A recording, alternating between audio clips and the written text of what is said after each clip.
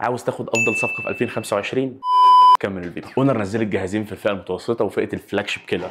نبدا بالاخ الصغير الاونر 400. بيجي بشاشه سوبر اموليد 120 هرتز بشاشه فول اتش دي بلس، يعني تليفون ملموم في ايدك، حجمه كويس. لو ما بتحبش التليفونات الكبيره قوي، ايدك صغيره، التليفون ده هيبقى ممتاز ليك من ناحيه الحجم. ونقطه قوته هنا بيجي ببيك برايتنس 5000 نيتس. طبعا ال 5000 نيتس دول مش هتاخدهم طول الوقت، دول بيبقوا اثناء تشغيل المحتوى الاتش دي ار بشكل او باخر يعني، بس هتاخد اداء ممتاز تحت اشعه الشمس. وننقل على المعالج دلوقتي، وبيجي التليفون بمعالج قوي جدا في الفئه المتوسطه وهو ال7 جين 3. اداء مستقر جدا سواء في الالعاب سواء في السوشيال ميديا، يديك اداء متوازن وكويس جدا، مش هتحس ان التليفون مؤثر معاك في حاجه. وننقل للكاميرات، والجهاز بيجي بكاميرتين، كاميرا اساسيه بدقه 200 ميجا بكسل، والكاميرا الترا وايد بتيجي بدقه 12 ميجا بكسل، والكاميرا الاماميه بتيجي بدقه 50 ميجا بكسل. كلهم بيطلعوا تجربه تصوير مرضيه جدا في الفئه السعريه، بل بالعكس تفوق كمان. التليفون جاي بامكانيات جباره. اونر بتقدم جهازين يحطوا على السوق مرتاح لحد اخر السنه. والتليفون بيجي ببطاريه جباره 5300 ملي امبير مع سرعه شحن 66 واط، يعني الجهاز هيشحن معاك في اقل من ساعه. غير ان الجهاز بيجي مضاد للميه بمعيار اي بي 65، وبيجي الجهاز باندرويد 15. كمان بيديك مميزات الذكاء الصناعي الجديده كامله، مش هتحس ان انت ناقص اي حاجه، بل بالعكس في تريكات زياده في التصوير هتفيدك جدا. ودلوقتي بقى هننقل على الاخ الكبير الاونر 400 برو. بيجي بالسناب دراجون ال 8 جين 3. ال 8 جين 3 ده يعني انت بتتكلم انه فلاج شيب السنه اللي فاتت، يعني انت واخد هنا تليفون فيه نفس المعالج بتاع الاس 24 الترا مع شاشه ايدج بحجم بوصه هنا اكبر. الشاشه هنا بتيجي بحجم 6.7 بوصه مع معدل تحديث 120 هرتز، وشاشه سوبر اموليد طوعها بيوصل ل 5000 نيتس، بس زي ما قلنا مش في الطبيعي ده في حاله تشغيل محتوى الاتش دي ار، بس بتاخد هنا سطوع قوي جدا تحت اشعه الشمس. التليفون ده بقى انت جيمر، انت مونتير، انت اي حاجه هتشغلها باعلى جرافيكس باعلى اداء. التليفون هنا اداؤه مش متنازل عن اي حاجه، مديك التجربه كامله. وبيجي بنظام عدسات ثلاثي. هنا بيجي بثلاث كاميرات خلفيه، كاميرا اساسيه 200 ميجا بكسل، وكاميرا للزوم 50 ميجا بكسل زائد 12 ميجا بكسل الترا وايد. وبتيجي الكاميرا الاماميه برضو بدقه 50 ميجا بكسل. التصوير هنا بيديك تجربه ممتازه، مش هتحس باي تنازل. اداء فلاج شيب حرفيا، انت هنا بتاخد اداء تصوير على مستوى الفلاج شيب. والبطاريه هنا بتيجي برضو 5300 ملي امبير بس مع سرعه شحن بتوصل ل 100 واط، بيشحن لحد 50% في ربع ساعه. قوم من النوم تعمل اي حاجه بيكون شحن 100%. وبيجي هنا بمعيار مقاومه ميه وغبار بالاي بي 68، وكمان اندرويد 15. تليفون هنا صفقه، سواء في سعر سواء في اداء سواء في كاميرات سواء في تصميم. تليفون بجد من كل النواحي صفقه. ده غير طبعا دعمه الكامل لجميع ادوات الذكاء الصناعي المتاحه من اونر. وبس كده، كان معاكم حازم تيك فيو. ما تنسوش تعملوا لنا لايك وكومنت وسبسكرايب.